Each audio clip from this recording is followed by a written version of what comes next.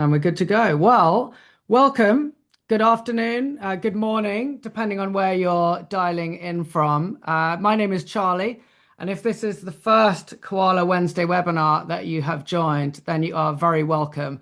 And that's whether you are joining us live, thank you, or whether you're watching on catch up on YouTube. We get together every Wednesday at the same time to spend an hour to dive into one topic that is top of mind for us, either in terms of our own usage of AI within Koala, stuff that we're working on, or stuff that is top of mind with the clients and the projects that we're working on. It's such a fast-moving space, and it gives us this sort of safe space where we can have a conversation about something, and it's useful for you to then take back into your business. And today I'm absolutely thrilled because we've got one of our spotlight webinars where we welcome in a guest who I'm going to introduce you to in a very short moment. Over the next hour, we're going to go through our sort of three-step process for our Wednesday webinars. The bulk of our time today is going to be spent on our main topic, getting your business found by AI search. We will then have a little bit of AI in the news. Normally, for a spotlight webinar, we wouldn't do AI in the news because we're focusing on the main topic. But as we shall talk about later on, a new model was launched yesterday, which is shaking up the AI world. And so we wanted to just touch on that very quickly. And then we've got an opportunity for you to ask questions. Now, what I would say is that we love these sessions being interactive as we go. And so whilst I've put this Q&A at the end, do not worry about asking your question as we go, depending on what I or Natalia are saying. And you're in a Zoom event. And so what you will find is that you have got, depending whether you're on what screen you're on at the top or the bottom of your screen, you'll see a chat icon. And so you can chat there and then you can talk to others that are in the session or to ourselves. And there's also a Q&A bar as well, which might be on the more item. And that is going to give you, let me open it up on my screen here so that I can keep an eye on it. And then the chat as well is there. So I will try and do a good job of keeping an eye on the questions as they come through. But then my lovely human colleague, Caitlin, is also online as well. And if Natalia and I are busy speaking, then she'll point us in the right direction. And so with that, let's get on and introduce Natalia, who's going to be leading us through this session and guiding us through. Natalia, maybe you just want to say hello and say a few words. Hi, everyone. First of all, Charlie, to you, you have this like professional podcast host quality, like voice. How I try to match your like level, you sound amazing. Well, I'm really happy to be here. Thank you for inviting. I've been fascinated with AI visibility probably for the past year when I realized how quickly search changes. And so, yeah, I just started go deeper and deeper and deeper into the subject. And I have 3 clients now I'm working with. And today I'll just share what I've learned over the past few months, being like specifically zooming on that and how the space is changing, like what it means for brands. Even should I say, if brand is yourself. I know a couple of people here running their own like solopreneur businesses. And so when I say brands, don't think about like Unilever or like anything big. You can be a brand. You can be searched for online. So like relates to everyone. That's fantastic. Well, just to set the scene then, in terms of today's topic, getting your business found by AI search. And let's just make that real in terms of what we're talking about here. 5 years ago, 10 years ago, when people were trying to find something, whether that is a product for them as a consumer or as a business, they're going to Google, they're going to Google search. Increasingly, and I know Natalia is going to walk us through this in a minute, they're not going to Google, they're going to ChatGPT, they're going to Claude, they're going to Gemini. And, a simple question might be, I'm doing this in incognito because it's not actually our situation. Hey, I'm the CFO of a 1,000-person manufacturing company. We've outgrown our accounting platform. I'm about to start a buying process. I'm interested to know, like, what are some of the steps? What are some of the considerations that I should be thinking about? And with that in mind, who should we be putting on our shortlist to start thinking about who we arrange meetings with? That would be a very typical question that someone might be asking. Like, here's my problem. In the past, I may have gone out to an external consultant or contractor to help me with these things. But right now, the path of least resistance, the first step is to go and talk to Claude or to ChatGPT. And the whole focus of this session is how do we get our companies referenced and cited there so that we're the people that makes it onto that shortlist? So with that, having sort of explained the challenge and the problem, let me stop sharing my screen. And what do I want to do to stop sharing? Was I sharing? No, you were not, Charlie. And I'll just start sharing mine. Ah, you Yeah, share yours no. then. Uh, Okay. Well, never mind. What was on my screen looked really, really good. So there we go. oh, So we'll get back to it later. yeah, Okay. we'll get back to that. I'll hand over to you. Cool. Thank you. No, it's a nice segue to my little talk, guys. So I'll start with this. It's literally 7 slides. I want to maybe just to remind ourselves how we even got here, like what's been happening with search, with information, and where we are now at the moment, and why this shift is so, dare I say, fundamental when it comes to search. So let's just look, I don't know, 2000 years back, right? If you want to find something, you just went to the market and talked to people and, exchange information. And just it was very human to human, human to community. And it was on you to find who you can trust, who is a reliable source, who then maybe have some interior motives. So the agency of like sourcing information, verifying information, acting on the information was on you. Then maybe 1,000 years later, a book has come into a game, and it changed quite a lot. So it doesn't have to be like present in the moment, this information, right? It can be manifested in a certain form, in a physical form. It can be passed from one person to another, and in a way, the knowledge was preserved. This was huge, right? So you didn't have to have one-to-one connection with a person. You can get your hands on certain knowledge, on information without knowing the source personally. Massive, right? So this is like the knowledge preservation. And then let's move another 900 years, right, and enter probably last century when the modern media arrived. So we have newspapers like in the beginning of the century, then we have TV and the radio. So you don't have to go to the market, right? So you don't have to pass this one book from one person to another. The information started coming to you, right? You can sit in your chair, relax, and information gets delivered to you. So that's quite something.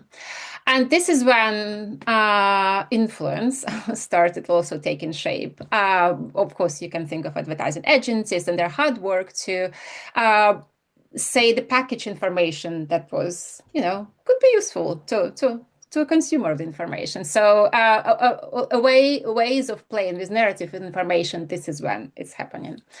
And so another 50 years comes the internet. I don't know if you remember. I do. You probably, Charlie, don't remember. You're young. I remember those first searches in the late 90s. It did feel like a miracle. You just type in a keyword and you have everything. So it's not information coming to you. It's like coming specifically to you, like demand, the essential keyword that you're trying to find.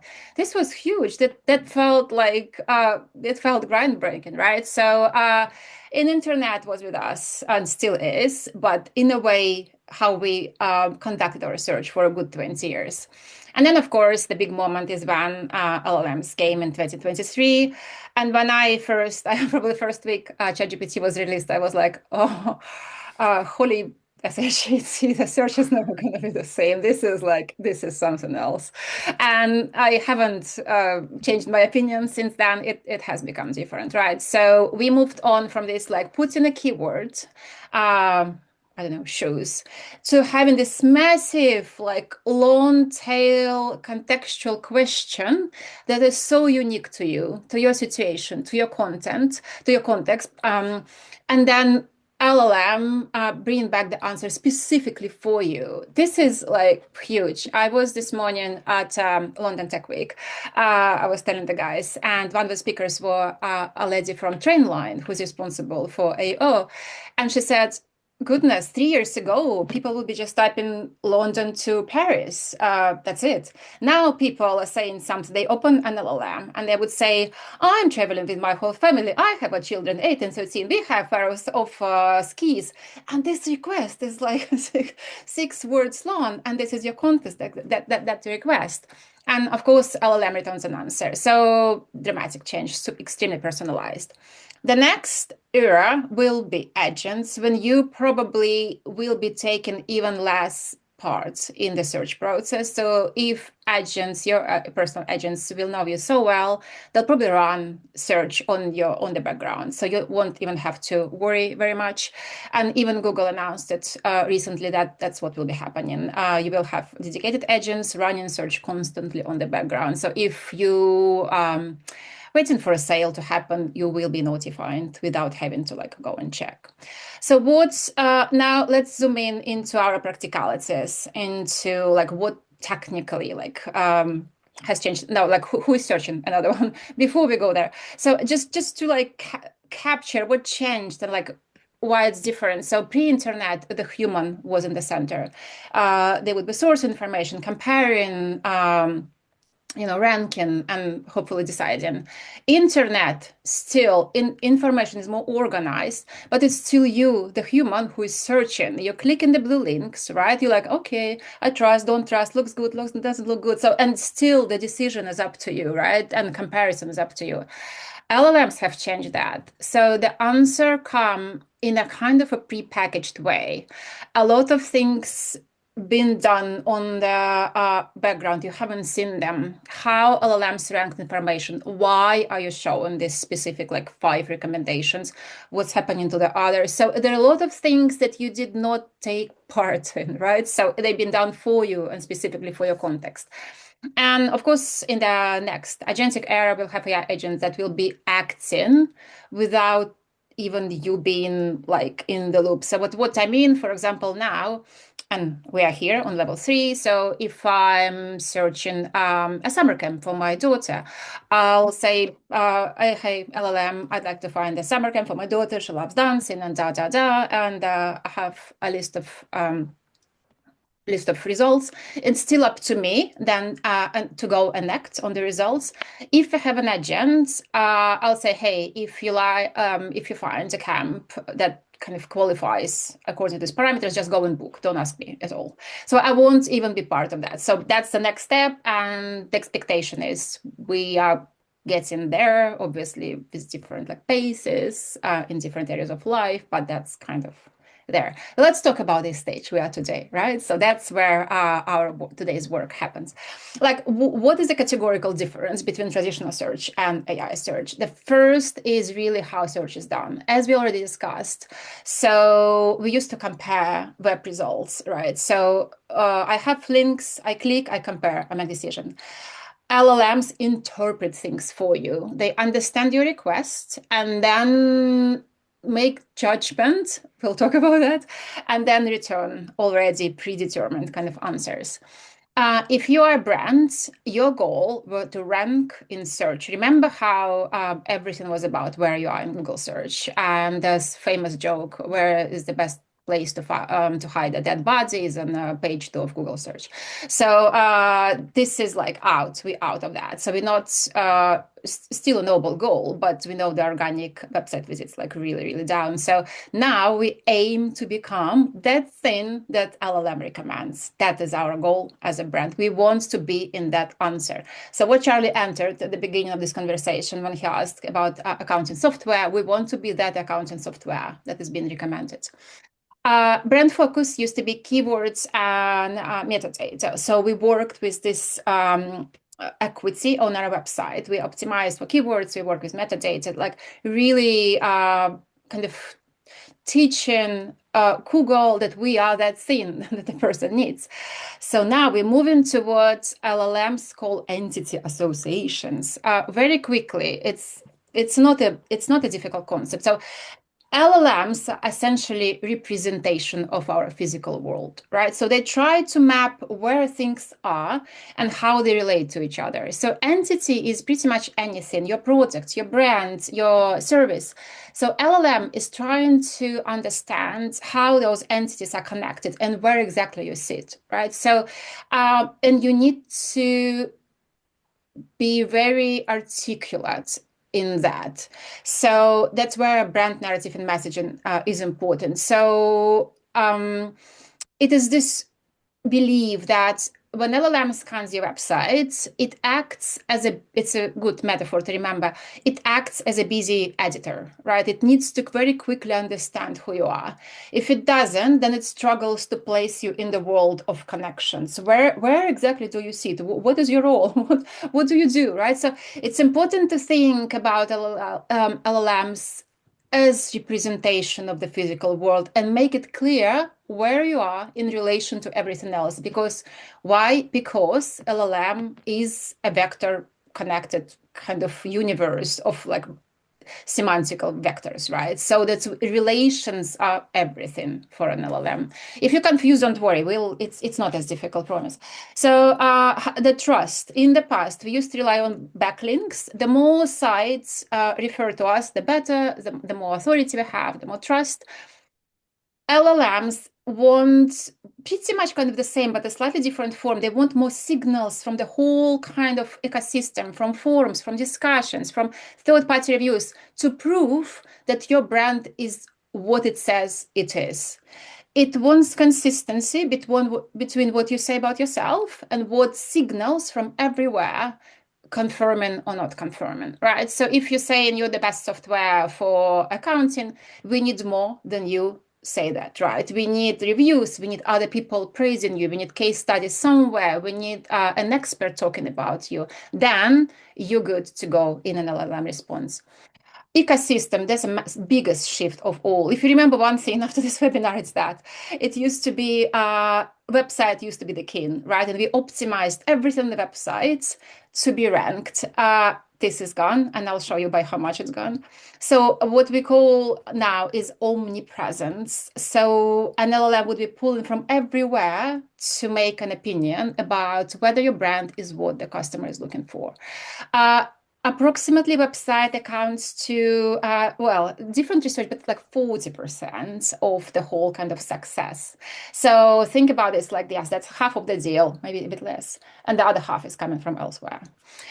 Synthesis used to be on you compare your site, now LLM prepackaged for you. And the last one, I really am thinking a lot about this now. The LLM recommendation is not neutral, right? So remember how in Google you just like, you have links, that's all. Everything is on you, on the brand to convince you. It's not the case anymore. LLMs are very, very, very, have like opinions, and they are very strongly held opinions. When I was building my consultancy, I asked LLM, shall I buy this software? It says, don't buy this by any means. So it's a strong one, right? It's like, if I was the brand, I would be super upset, but it comes with opinions. How it works, right? Remember I said it pulls from different sources. It does. This is a real case. As many people here, I hope, who know me, they know I like dance. So this is a real case. I was helping to find a CRM for a dance school. So I put, what's the best affordable CRM for a dance school that doesn't require a lot of technical knowledge? When I put this question into an LLM, it doesn't just run one request. It sends different requests in different areas to collect this really informed opinion on what brand to recommend for this particular request. For example, when I say best affordable, it probably will go into review websites and find whether it is true, whether this CRM is really best and affordable. Then CRM for dance school, it will probably go to websites to scan for information, but also listings of third parties about this particular entity. And technical knowledge is something about product documentation and discussion forums. So it will like search for documents. Is it happy to set up? Like, what do people say about it? So in order to answer this very kind of normal question, it will probably send, not probably, it will send a variety of requests into different areas and then collect the information. So this is a company called Yext that likes publishing research on the topic. And I find this very useful. They published this graph recently, basically saying when it's got these multiple sources called fanouts. When an LLM sends its fanouts to different sources, how much of which it's pulling in? So according to Yext, this is basically dark as a sources have full control of, medium control, kind of some control and no control. So what is full control? Full control is your website, is all your blog posts and all your kind of press release, official information written by you. Some control, third-party platforms where the brand can manage its profile. Think about like G2. Think about Google profiles, right? So anywhere where you can place your information, but you can like be responsible for it, right? So then we go into limited control is everything where, like say Facebook, it's your brand, people talk about you, you can't stop them, but you can be part of it. So you can somehow kind of be there. And the third one, no control, is like independent sources where conversations happen. Think Reddit, think chats that you cannot enter, think everything that you're not present as a brand. So this is roughly how it's done. That's representation. So when you work with your AEO, you really, it's two sets of minds. Your own equity, which your websites and everything, and the whole universe talking about you, and whether you can do something about it, and whether you can put your best foot forward in that second part. So 2 more minutes, guys. I know, like I can talk forever, but I'll stop after a couple more slides. No, brilliant. What are we measuring when we talk about like AI visibility? What do we even measure? First is presence, which is are we appearing at all? So for Charlie, when he typed this request, if I'm an accountancy company, do I even appear as a response to this, like in the recommendation to this question? Second one is my favorite, is sentiment. Sentiment is really about the emotion and the vibe and is this like what color is it, positive or negative or neutral? How exactly are we being talked about? And this is a massive area, and most of difficulties when it comes to AO is like there, and how LLM interpret your brand, because you'll see it is just so different. Share of voice, how often is your brand mentioned compared to competitors? Great sign whether LLMs favors you for certain things and maybe not for others.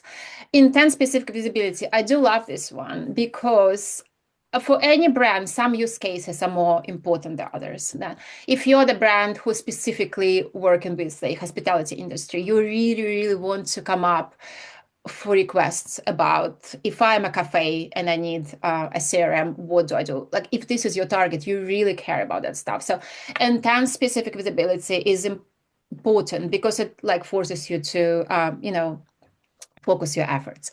And portability, I borrowed this one from an influencer called Kevin Indig, and it's a good one. You will see that, say there are 4 major LLMs, your presentation will be very drastic. They are not the same. They're really different. Gemini is different from ChatGPT, which is different from Perplexity, which is different from Google AI modes. And you will be wondering why. And if we have time, we'll talk about it, but you will be represented differently. So the question is this like what we have? Is this success? Is it portable from one system, from one LLM to another? Or only one favors us while other three say like or dismisses us, also a signal. Very last one, like what, obviously we'll talk, but like what if you want to get your hands on, like, what do I do now? Like, what do I do?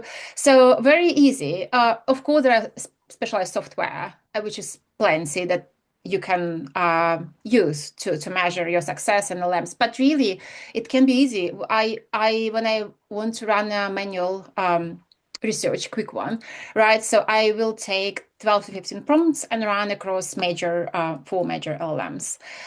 You will start noticing positioning and narrative gaps. You will start noticing visibility, sentiment, where you're missing, and then what to do. Remember, we have two branches of effort. On site, entity clarity. You need to be very clear who you are, and you have to be consistently repeating it. SEO is still important. No broken links, no misdirects, no repeated kind of titles. This is still good practice. This is still important. And again, important one, try to balance your brand authenticity for humans with still a crisp narrative for an LLM. Happy to address later. And offsite, again, notice what's missing. Is it visibility? Is it clarity? So LLMs are confused who you are, so they're not offering like you as a solution to a request. Or maybe it's just offered for their own cases. See where the problem is. If there's a persistent theme, you'll see it. And then start thinking how this can be like unpacked and maybe offset with signals. And take care of your third party assets where you can, where you have influence. So if your Google profile hasn't been taken care of for a while, or the information is like old and it's easy to change, do it. If you can pull a few positive reviews for you to do it. So all the universe is making huge, huge impact on how you're appearing in LLMs. Sorry, Charlie, I talked for longer than I expected. I'll stop and No, let's go this is into a brilliant. conversation. Yeah. No, I think well, maybe to start that, if I share my screen and we can talk a little bit about that, what you were just touching on, which is like what's being shown to people. So this is the prompt that I put in at the start there. So I'm the CFO of a 1,000-person manufacturing company. We've outgrown our accounting platform, about to start a buying process, blah blah blah. With that in mind, who should we be putting on our shortlist? And so this is a typical type of question. And then what I'm in Claude here, and then Claude's given me a guidance about like how I should think about my buying process. We should be doing a define phase, evaluate, select, and implement. So far, so good. And then this, what I thought was very interesting, is your shortlist. And it's not some of the companies that I would be thinking of. So when I was putting that prompt in, I had NetSuite in my mind of thinking, right, NetSuite would be an accounting platform. Maybe growing company could be Workday Financials. And so what comes up is SAP S/4HANA, Oracle Fusion Cloud, Microsoft Dynamics, Infor, and a few other things. And so I thought this was interesting because I'm thinking that the companies that I would thought would be coming up are not. So it's a good example of AEO not necessarily working for some companies. So I guess with that in mind, maybe that's just a question about what are the types of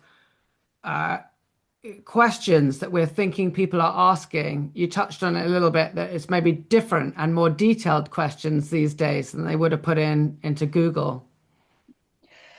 People are asking question with a long context, right? So my guess here, Charlie, if I may, is are you using your regular account that you use for everyday work? I'm not. I'm using Oh, incognito so that incognito. it, Oh, okay. Oh, yeah, see? so that Okay, it cool. doesn't remember that I'm Right. not a Okay. CFO of a Yeah. thousand So some person. signals, it's actually not bad. I think this list is not bad. So 1,000-person manufacturer company does prompt these like big names such as an Oracle and other like heavy enterprise solutions. I bet you if you changed for 250-person company, it will be like a different response. Well, So let's yeah. try. Let me Yeah, let's go try that. to Yeah, a yeah. So new. see, it's the context matters. Yes. So while Charlie is typing, yes, the way people ask questions are now extremely specific. So that's why when you think about like your brand, uh, it's never been as important to know exactly who you are, just because you need to make it easy for an LLM to recommend you. Here we go. To recommend you and put you in the right place to match with that context. When I run a test, like manual test, for example, for a client, I will be testing prompts for like identify a category. Just say, okay, I want accounting software. Um, what's there for me. But then the more precise I Mm. become, the narrower the recommendations are. So here we Yeah. go. See, we have a zero now. So it's So just yeah, what I love about this is that on your slide you talked about how Google search is not opinionated. Here's a list, you go to them, you make your decision. This is very opinionated. Like if I'm not familiar with this space, I've immediately ruled out Zero and QuickBooks because Claude has told me rule them out. And like Claude knows more than I do, so you've likely already outgrown these. So very opinionated. And I've been on the receiving end of this where I use Claude Code for how we develop the Koala platform. And as we were embarking on that, Claude made decisions for me. I mean, I was the one that said, yes, let's do that. But Claude saying, let's use Superbase as the database for these reasons. Let's use Clerk for authentication for these reasons. I'd never even heard of these companies before, but I'm like, you know better than I do. So this is the direction that we're going. And so very opinionated in terms of that direction. I I want to give you an example from the other side as a person who looks at it. So I was working with a company that positions itself as an intelligence layer over a bigger SaaS system, right? So it's a smaller offering on top of the bigger offering, and so I ran like research here across 5 LLMs, and only one said this is actually great. This intelligence layer is amazing. It will solve you these issues. It's like economically, uh, ROI is amazing. Once you have it, things are gonna look different. For others, kind of almost treat it as a decoration, as if, okay, you have this big system, this one is probably can be dismissed. Companies are trying to buy less SaaS anyways, like don't worry, you'll be fine. So I'm like, wow, so I have the same product, I have one LLM, by the way, which is ChatGPT, and we can talk about Mhm. why. ChatGPT is much more perceptive than many, actually, which surprises many people. So ChatGPT recognized the value of that thing while others didn't. And so it prompted me to think about the language we talk about, a product, right? So if it's so confusing for LLMs and they see it as an unnecessary addition, then maybe there's something in our position, in our language, that basically doesn't do job good enough to solve that. Mm, So yeah, so if ChatGPT goes into like everywhere in Reads and Reddit and Quora and all discussions, it can form an opinion which is actually correct. mm, But if mm, someone like Gemini that tends to use websites and own properties more, it's just not getting it from our own website. mm. So see how it's like already changing on different models and prompting us then take actions, us marketers, I mean, take actions to be understood by LLMs the way we want to be. Yeah. Yeah, yeah. Let's you were talking about this earlier, so let's go ChatGPT and I'll go to temporary one here as well and ask that. And let's go Gemini as well. I New love chat. that. And do we have a temporary here? I don't know. Maybe not. Anyway, we'll just go. And whilst that's building out, I think it's okay. We're looking at three different platforms here. Gemini even gonna Gemini doesn't even work. That's my experience anyway. Um, so this is ChatGPT, bottom line, Dynamics, Oracle NetSuite, a few other different ones there. Maybe Sage Intact. Okay. This is interesting because depending on what tool you use, Claude, Gemini, Copilot, you're going to get a different response. Yeah. But then within each one, the model that someone is using as well, whether they're using, Sonnet, Opus, they're going to get a different experience. And just considering, where your customers are most likely to be, the types of tools they're using, I think is an interesting dynamic. Very. And I was looking at, we don't have like a final stats on like model preferences, but we still know with certainty that most of the market will be using Google search. So it will be if you want to optimize. So Google AI mode will be your number one probably target. So then ChatGPT comes second, probably two-thirds of the remaining markets. And after that, you'll have Gemini, Perplexity, and Claude. Strangely, Claude is not that big for search. It's big for other things, right? Mm, For automation, for agents, but not for search.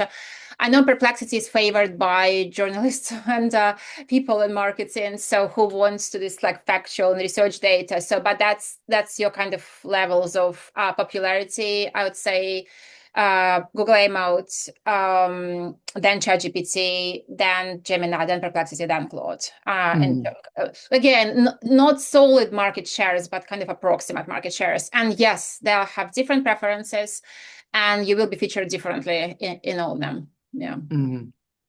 Do you have any sense of the volume of traffic that's coming to websites through LLMs now compared to Google search? So it's a very good question because only about 2 weeks ago, actually just this month, Google introduced this new feature in the Google Search Console that shows you not the traffic, but how many times you were showing in Google AI mode Mm, impressions of your brand. And people been getting like crazy about it, like, Google withholding this information. It doesn't want us to show like what because the traffic is so like bad.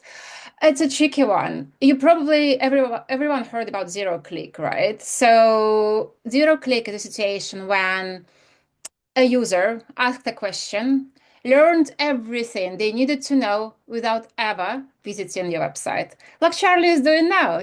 Charlie probably learned everything he wanted to know. He doesn't need to click on this website because everything is here. So there is a reason for Google not to show you mm, website visits because they are declining. We won't lie. The numbers are not exciting.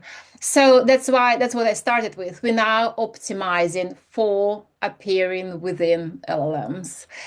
We want that. We want to be here. We want to be on that list. We want to be recommended. We want the sentiment to be positive, even if it never is resulted in a click.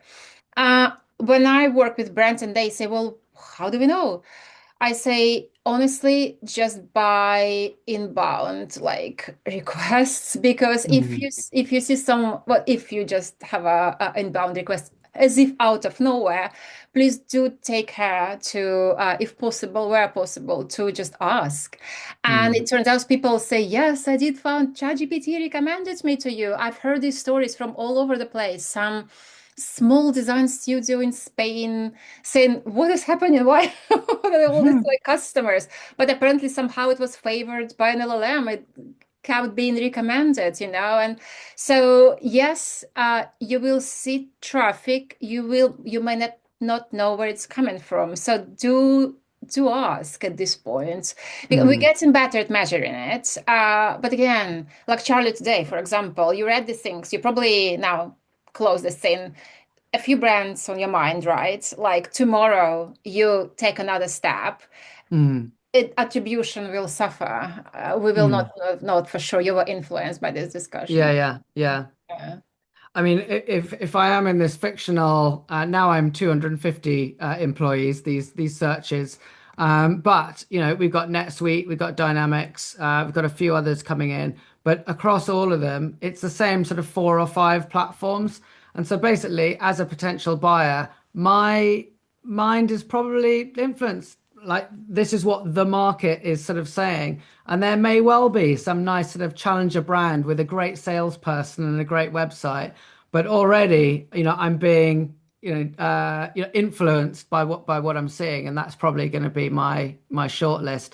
And then I'll get in contact with one of them, and it will appear as attribution is inbound, or maybe responding to an eager SDR's email, like, oh, SDR wrote the great email, but it's all of this research that's happened beforehand.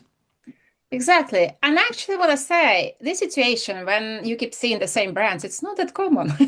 Yeah, yeah. Yeah, because actual, they differ. So no, this is good. This is probably the models kind of merging, and Mm, not the merging, like the results are getting closer. But more often than not, you will see different lists, mm, uh, of recommendations, which, as I say, yeah, some when you work on the brand side, you will see some LLMs favor you so much more than others. yeah, Uh, yeah. yeah, like for example, I have a brand that's done a really good job in the past working with bloggers and publications and editorial content.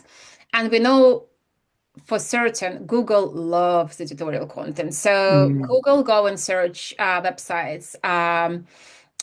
More like traditional media, if it makes sense, or mm, like validated third party, good edited articles written by humans. Google love it. So if you did a good job as a brand in the past, they will like really bring you up in search yeah. in AI recommendations. So uh, while ChatGPT shows a very different behavior, it cares less about editorial websites. It cares much more about discussion forums, about strangely Wikipedia.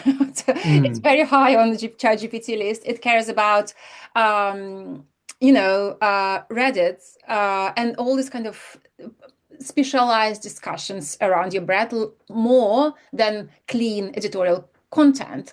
And so if you didn't feature well in those discussions, you will not be on top five ChatGPT list. But if mm, you did feature well within those discussions, even if you didn't have money to invest into like brand visibility, like in a traditional sense, you'll get mentioned, which I think is mm. good news for brands, Yeah, yeah, like for smaller ones. Yeah. yeah. It I'm sort of t touching on that and then moving us into like what people can do. This report has come out the last couple of years, but Sixth Sense is a an account-based marketing platform for B2B.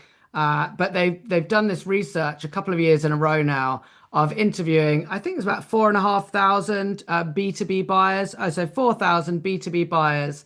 And by B2B, they're talking about deals that I think were more than, I want to say $100,000 was so it's enterprise type deals. It's not people buying a pencil. And they asked them about their buying process, and very much recommend reading the whole report. But the summary is that from the buyer's perspective, they've gone 70% of the way through their buying process before they speak to a vendor. So 70% of the way through. The average buying cycle for a buyer was 11 months or down to 10 months this year. Now, this contrasts with the salesperson thinking about their sales cycle, that is 4 months or whatever. So the buyer is in the game for 7 months before they speak to vendors.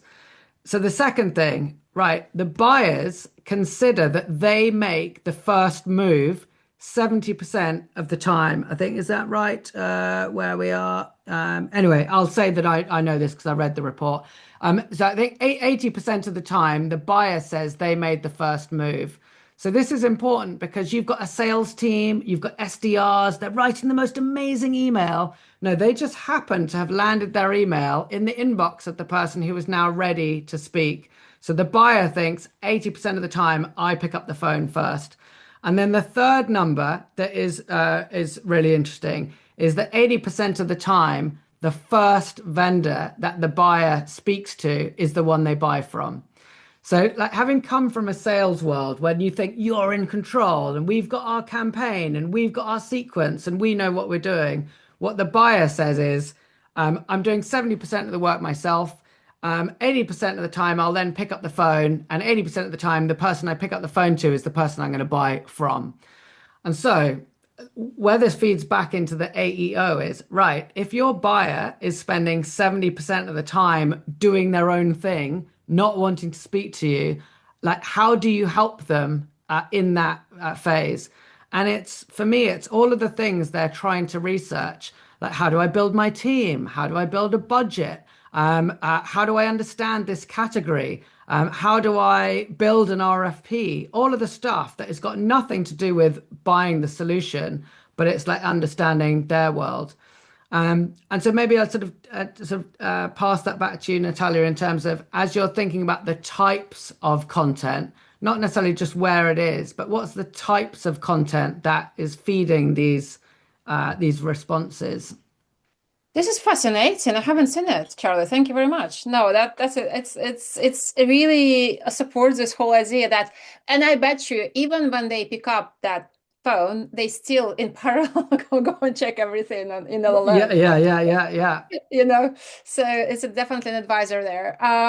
Types of content, really. Okay, my big one is the question I'm still answering, like myself as a consultant in that field, is how do you keep your website and your brand being authentic and still human oriented while ticking all the boxes for LLM readability and discoverability, right? So we want to be so understood by LLMs, so they kind of know where to position us.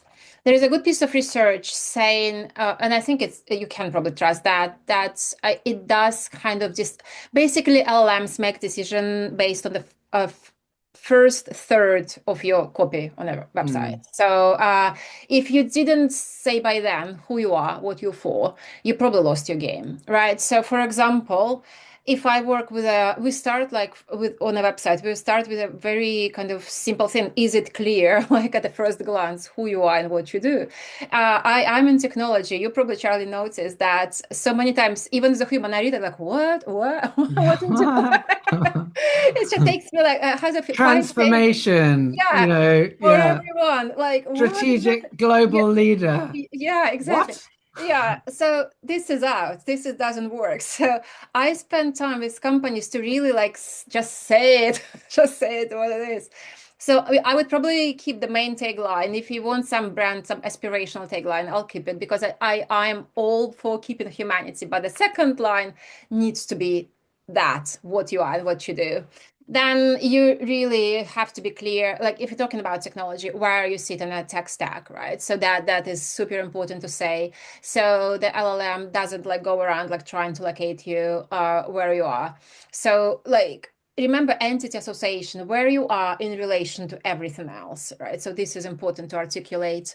Um, Google published a recommendation a couple of weeks ago on what is good for LLM search. Like what is actually, how does a good site look like?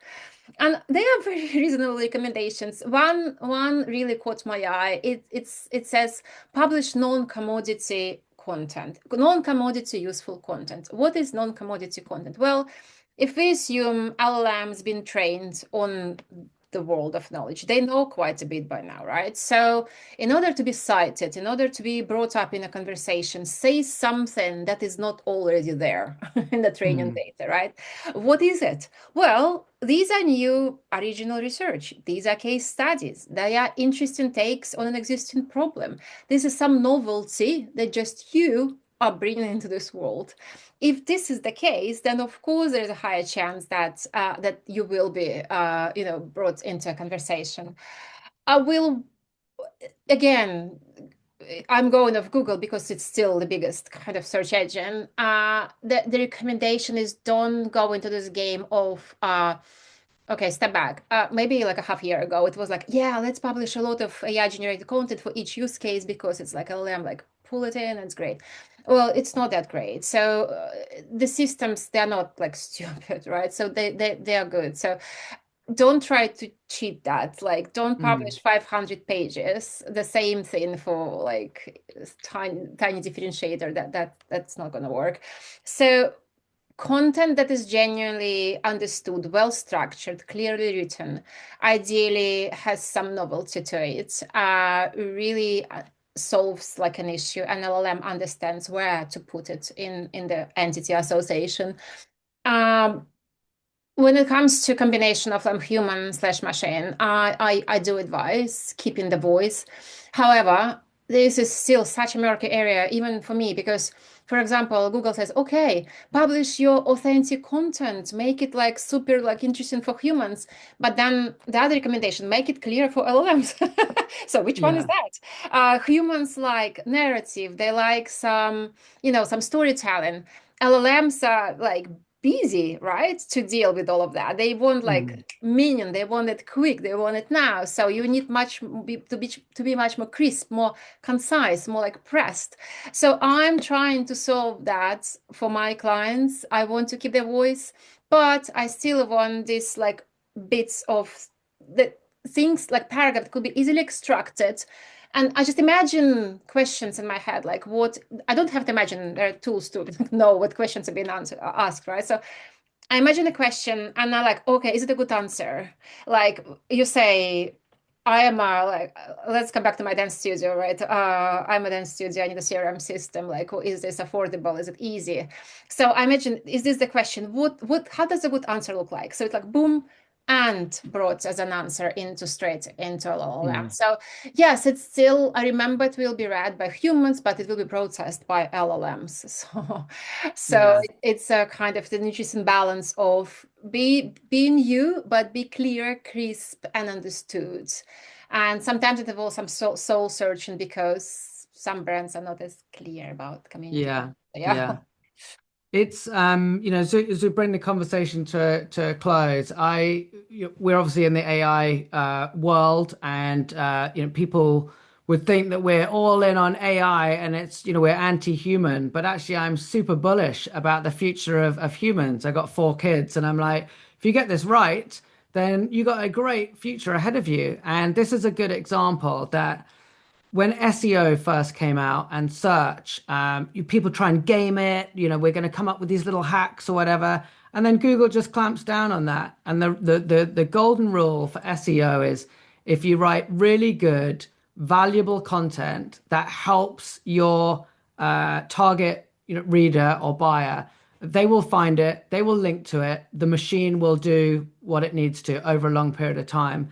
And it's exactly the same right now. Like if you try and game it, they're going to, lock down on all of this stuff. But if you write really good, valuable content that could only have come from you, because it's related to your product or your unique view of the market, then over time, good things are going to happen, and you're going to get referenced and shown in these tools. 100%. I just want to add one more thing. So definitely all the best practices of SEO is still valid. And I own content sites. I'm 100% with you.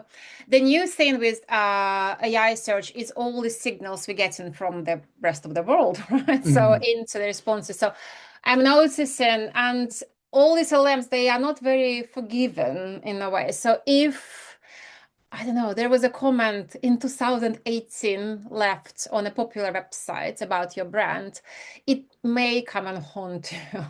So Yeah. things like ChatGPT, they will be pulling it into a conversation. So my recommendation in those cases, if it's something that's there, that's bugging you, and LLMs keep bringing it up, try to balance it with like new positive content. If you can, I don't know, submit your technology for a review, send it to an influencer. So we need essentially, if something happened in the past, but it Mm. keeps reappearing, you need a new signal. You need a new positive signal coming from somewhere.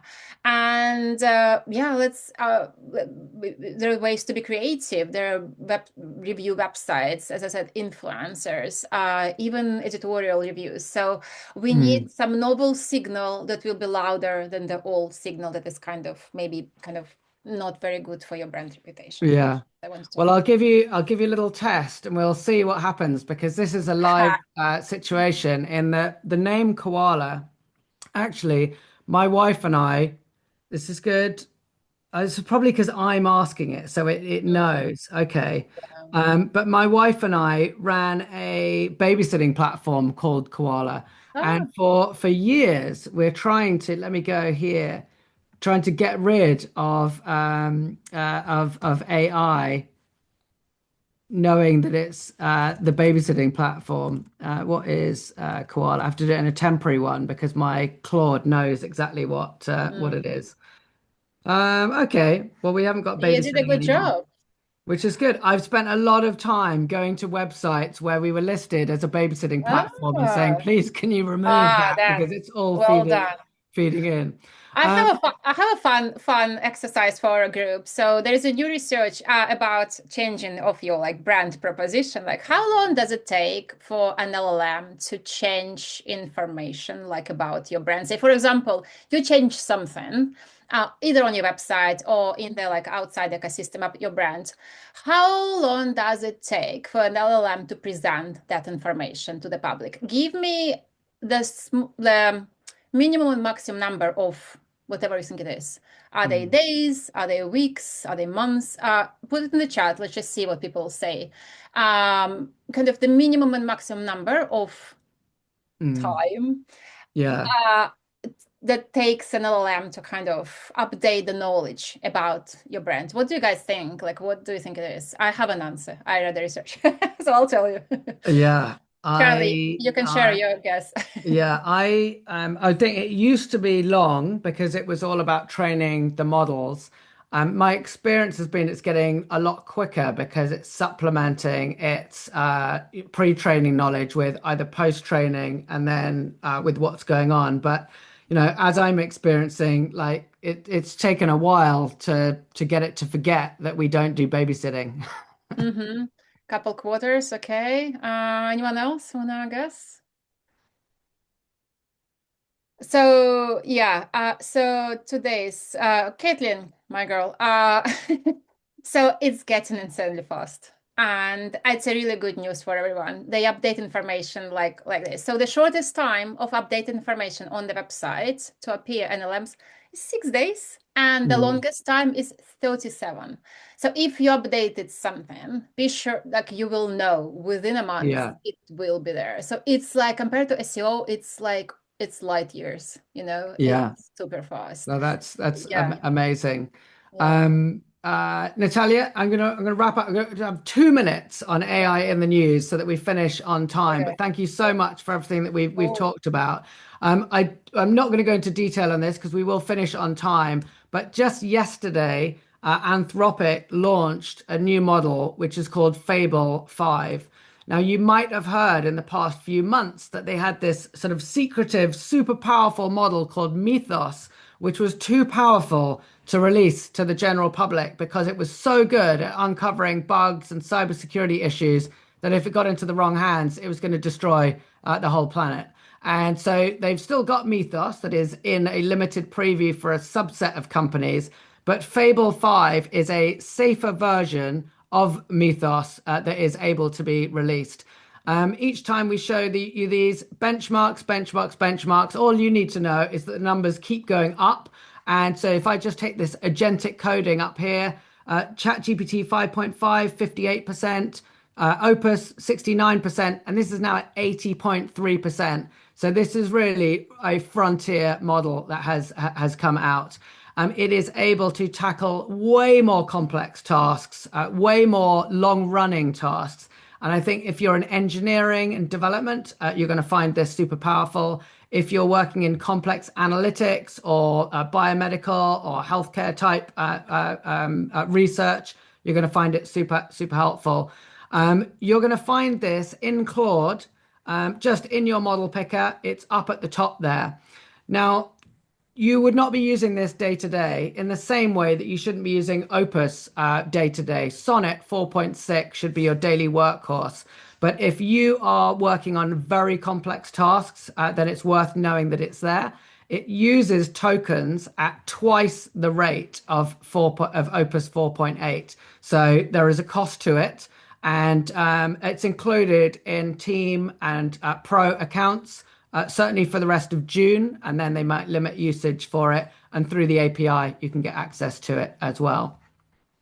So, with that, thank you so much, Natalia, for joining us. Thank you for all of our guests that have either joined live or are watching on the YouTube.